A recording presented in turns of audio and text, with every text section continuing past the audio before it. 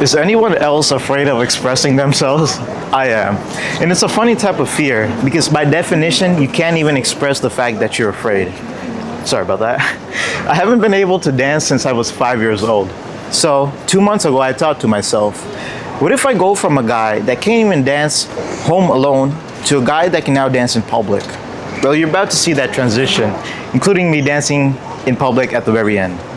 But the reason I'm creating this documentary is to authentically show all the times that I was nervous and afraid throughout this whole journey.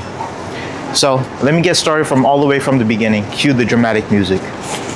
There you go. That one was good. The first step in my healing journey was to find a dance instructor that understood self-expression, not just physically, but at a deeper level. And I actually found the best one. Here's a 20-second montage of what the classes look like. All right, let's put it here.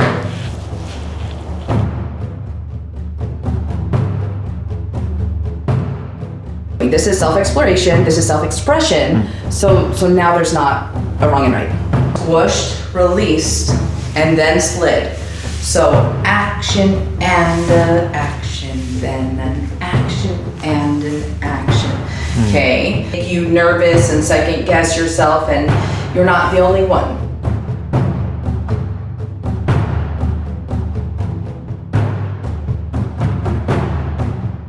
Don't hurry anything. With your favorite moves, the moves that make you feel the best, give some attitude and own it. Okay. Own what you're doing, because what you're doing is awesome. If I see you in your head, then I'm gonna tell you to turn.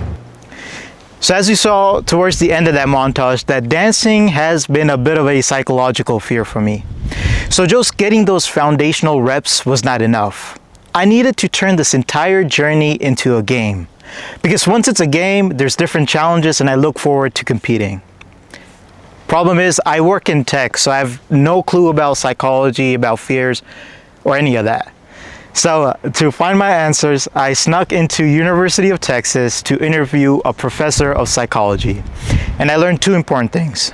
Do you also see fear kind of in the same way in which it's like picked up sensorially? Yeah, for sure, yeah. I mean, one thing that I always think about with regard to that is thunderstorms, you know, and the way I treated thunderstorms with my kids, for example, is I acted like it was really cool when it was thundering out and the lightning was like, how cool is that? Look, isn't that cool?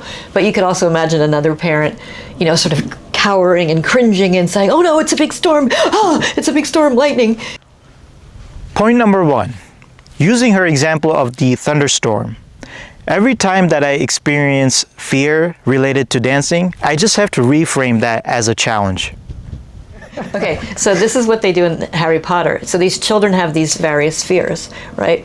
And there's this thing that lives in this cabinet. It's called a boggart. And what you do is a boggart sort of helps you face your fears. And so, for example, one child has a fear of a particular professor.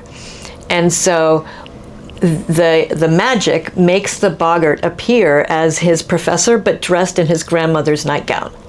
Oh. And so he sees the scary professor dressed in the grandmother's like little nightcap and whatnot, and he just starts laughing hysterically, and presumably, I guess, he loses his fear of the scary professor.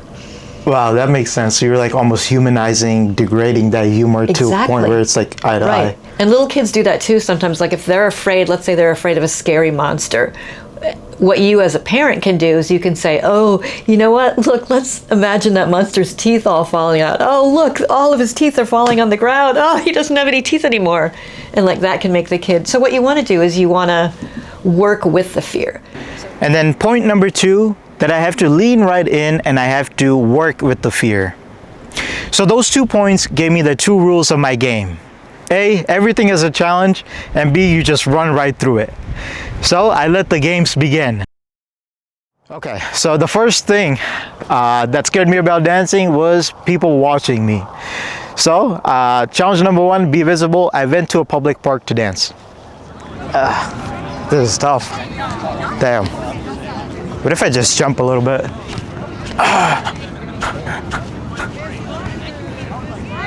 Am I just in my head and nobody actually cares? I don't even know. I think people are just in their own world. Okay, nobody cares.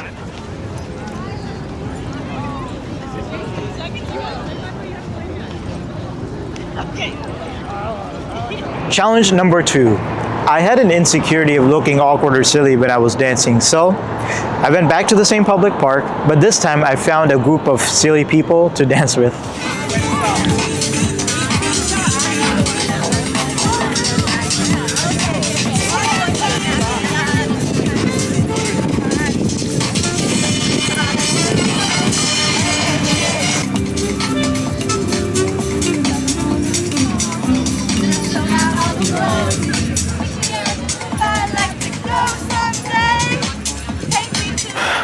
Challenge number 3, connect with the teacher.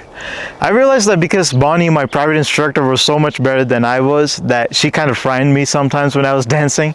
Here's actually a clip of that happening. Don't worry about me.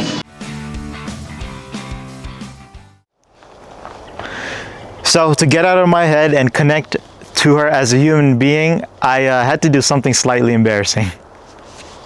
Okay, I'm sorry if this is a little bit awkward, but in my head, I kept repeating, "You're my mom, you're my mom, you're my mom," instead of saying, "You're my teacher." So, It's like, it helps, yeah. That's funny. I think that helped me.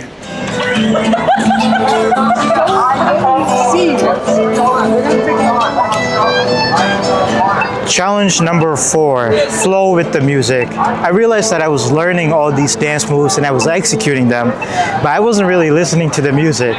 So I took a salsa class. We're going to step 1, 2, by 3 when we're closing our feet, just like our basic. We already finished our turn. Let's try that.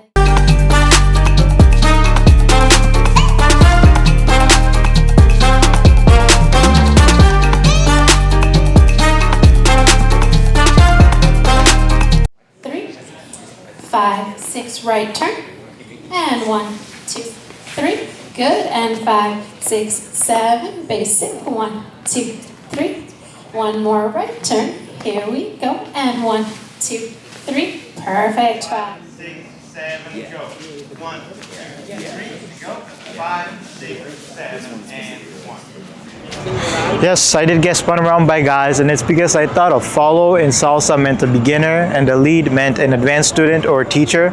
So I'm like, yo, it's my first time I'm gonna learn from these guys and I'm gonna be a follow. Not knowing a follow just meant a lady, but lesson learned for next time. Now coming to challenge number 5. If you look at the earlier clip from the same salsa class, you'll see my footwork was garbage. So I had to go back to the drawing board and redo my footwork.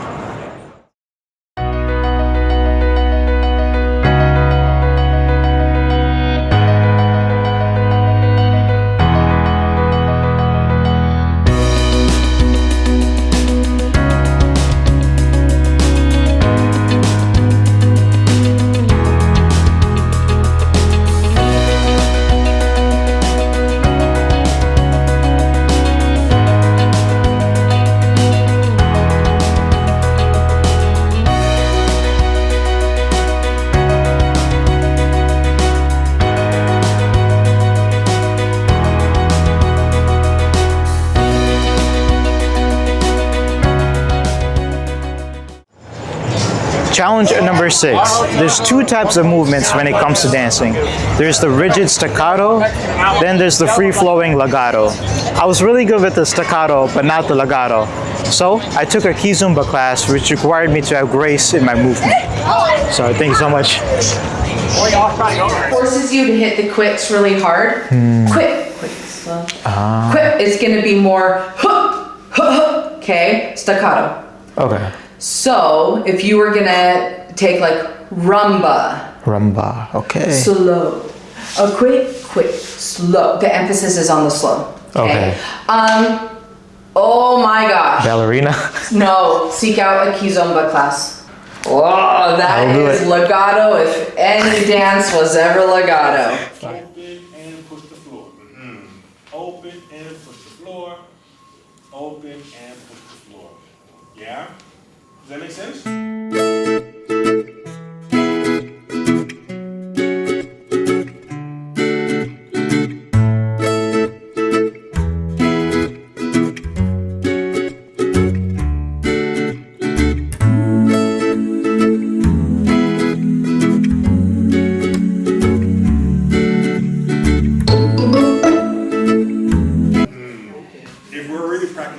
push in place and pushing through the floor. Yes. And take some time. And then there shouldn't be any twists. That should just be like a surface.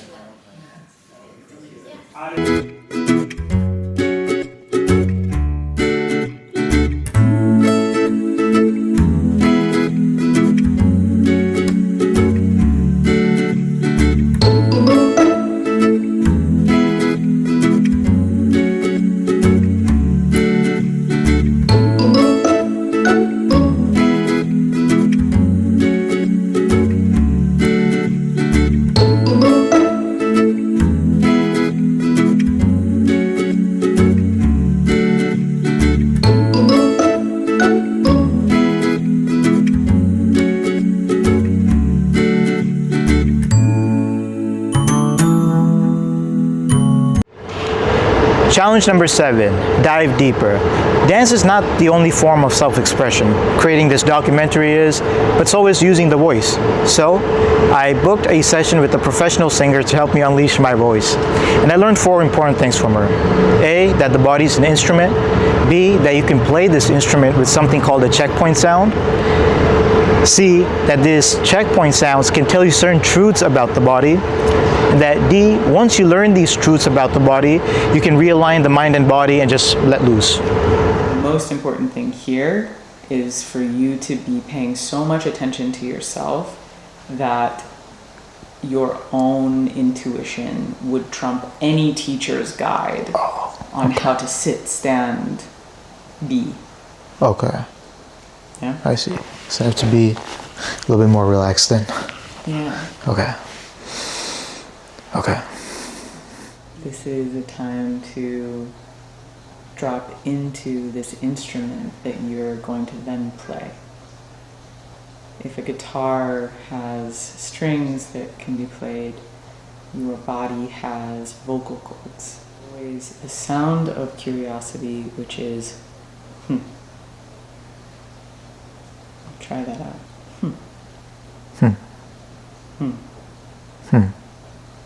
And you're wondering aloud how your voice feels to you, your body. Right. Feeling your toes. Yeah. Feeling your spine. And before we go into that one, just how's the heart? Heart's feeling decent. Okay. And then play it in the most honoring way. Okay, so let me just take off my phone, wallet, and keys then. That feels Beautiful, much... beautiful. Okay. Exactly this. Yeah. Okay. What do you feel and how can you honor the most, Yeah. assignment understood. And this attunement to yourself, this is the baseline for coming into vocal expression. You know, how is it feeling Right. to be you today? Uh-huh. And what sound correlates to that? Try it, yeah. Just go. Like that type of energy. Okay, and then did you notice what came out of your mouth? Go. Yeah. It's exactly the same. Go. Yeah. That was exciting, actually. That's what we're here to do. Oh, okay, perfect. So we're transferring the energy from the body to the where it's tired. We are finding congruence between the mind and the body. This is so scary. I'm doing good. You're doing good. Oh, thank you.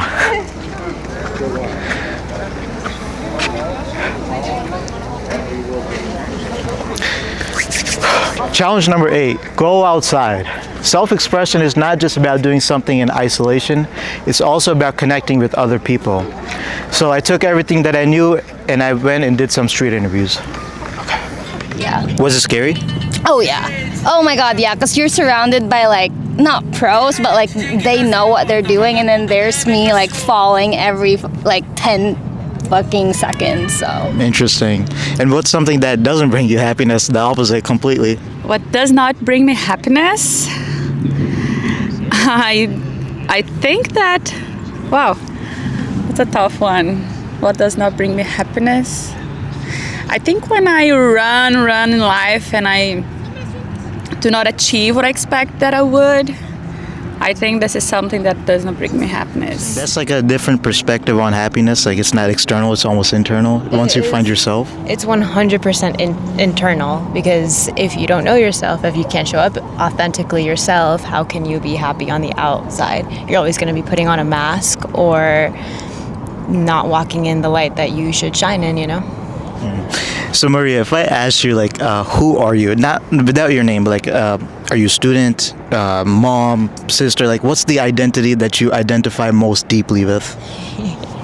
I love this question. I would say that I am the essence of love, and so are you.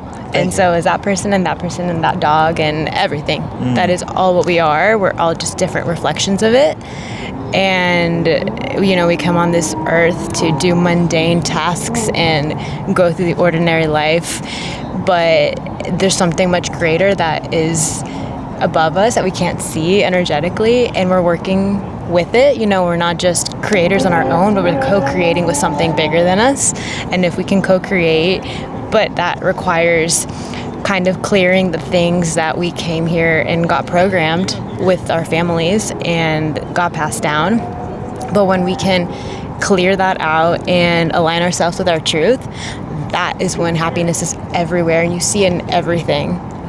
But I think the biggest thing that has helped me become who I am, and I think that it can jumpstart anyone and really progress them on their path, is meditation. And I think meditation, you know, there's mindful meditation, there's things you can do with your hands, there's going, like, sitting with yourself, and I think that's the one that has called to me the most. Going inward is the best thing that you can do, because again, it's just like this, it's just like reflecting, expressing, and externally expressing.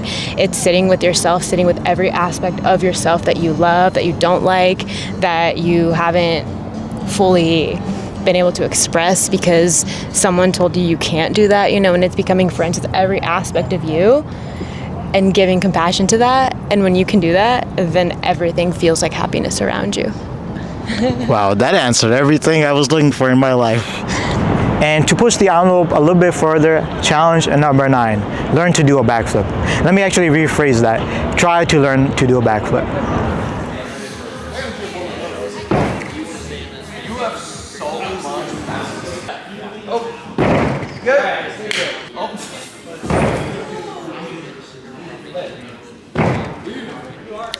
Now moving to a different chapter in this documentary. The first part was doing the foundational reps with Bonnie. The second part was challenging myself. The third is to take all those experiences and integrate them. So to give a simple example, I would journal about where all these fears came from in the first place. Or I would go on long walks for hours at a time just to understand my mind. But then there were some questions that just kept coming up again and again and again. So those required a sophisticated approach. Take a look. Today, I'm here at Ocean Lab, and I will do a sensory deprivation tank. A sensory deprivation tank is a 90-minute experience where there is no sound, there is no music, no lights, no nothing, and you're just floating on water for 90 minutes. And the reason that I'm doing this is to answer the philosophical question whether dancing is for me, whether it's a personal act, or is dancing for the audience. Am I supposed to make it artistically pleasing for the audience? When I try to make it artistically pleasing, I put all this pressure on myself, which makes me go back into my shell. So I want to answer this question whether dance is personal or whether it's for the audience. But then at a certain point, I realized that no matter how many answers I gave my mind, that it just kept producing new questions, and that I just have to attack the mind at its core. The best way I knew how to do that was through Buddhism, because Buddhism is about quietening the mind itself. So I went to a Buddhist monastery to speak with a monk there. So today I'm here with Bante, a Buddhist monk, and I want to ask him about suffering, especially when it comes to overthinking. Could you give me some practical tips about how you ground yourself when you're overthinking?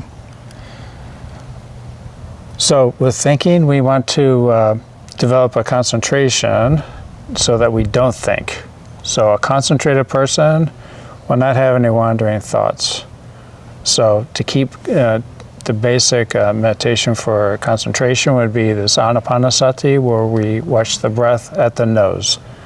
And we note in breath, out breath, so in, out, with the breath. And as we get concentrated on that, we have fewer and fewer thoughts. The final, the ultimate one is, if you can imagine, every atom in your body exploding with bliss. Wow. Every atom of your body exploding with rapture. Yeah, like bubbles bursting. That's why they say, when they say Buddha nature, they mean happiness. Not happiness in the pleasure realm, but in something blissful. Yes.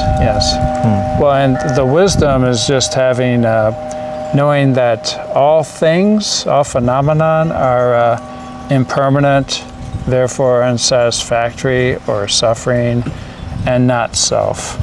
So ultimately, there's no self in this.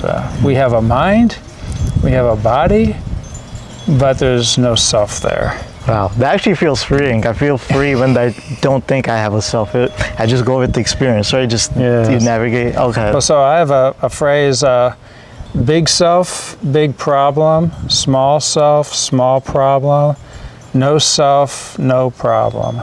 Wow. Exploding. Wow. So sounds enticing. Right. Thank you so much. I appreciate it. Yes, Yeah. okay. Sadhu, sadhu, sadhu.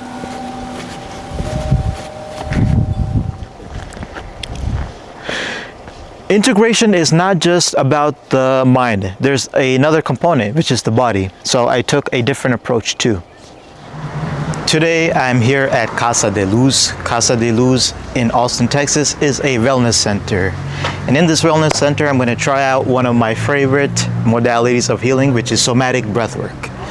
Somatic breathwork is a way to release all the trauma that has been stored in the body, because trauma is stored in the body. And dancing is a very physical act, so I'm going to try to release all of that trauma in today's breathwork class, and let's see what happens. Think of your breath work, all right? Talk to me about that. How did you, I know there's different ways of doing it. What were you doing that made you, that had the biggest impact? We did like so many times, and then like you cramp up, and then you had this, you start yelling honestly, and then that was part of the release, and then Okay, all right. So I was the loudest one. nice. Okay, so I have to be loud when I dance. Okay. Yeah. So first our power center, and then our heart chakra. Shit. And then we're like, out with the old and with the new, sort of a thing, okay? Right. Okay, so now coming to my favorite part of the documentary, showcasing my breakthroughs as well as dancing in public. Just to reiterate before I play all of that this entire journey for me has just been a simple 3-step process, which has been repetitions with Bonnie, challenges, and integrations. And once I did those in a constant cycle, this is what the results look like.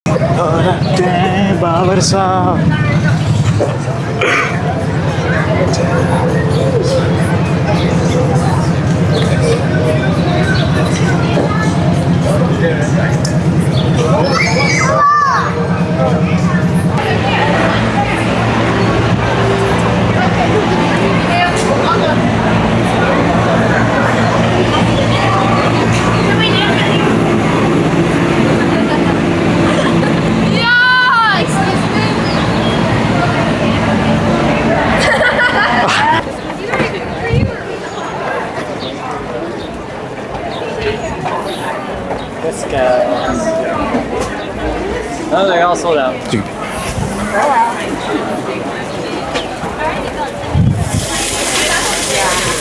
You can just be yourself.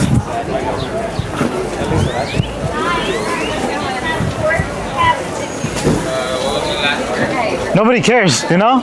It's kind of crazy. You can just do whatever you want. I realized today after I did that, I'm just in my head. Like there was no other thing that needed to be done. Like there was no moves I needed to learn beyond the basics. It was just me just getting out of my head. Yeah. It's like one of the most cliche advices that you could give to someone, right? Just get out of your head. Yeah. But it's like, Yeah. and then you go full circle and you're like, oh shit, that was right. Yeah.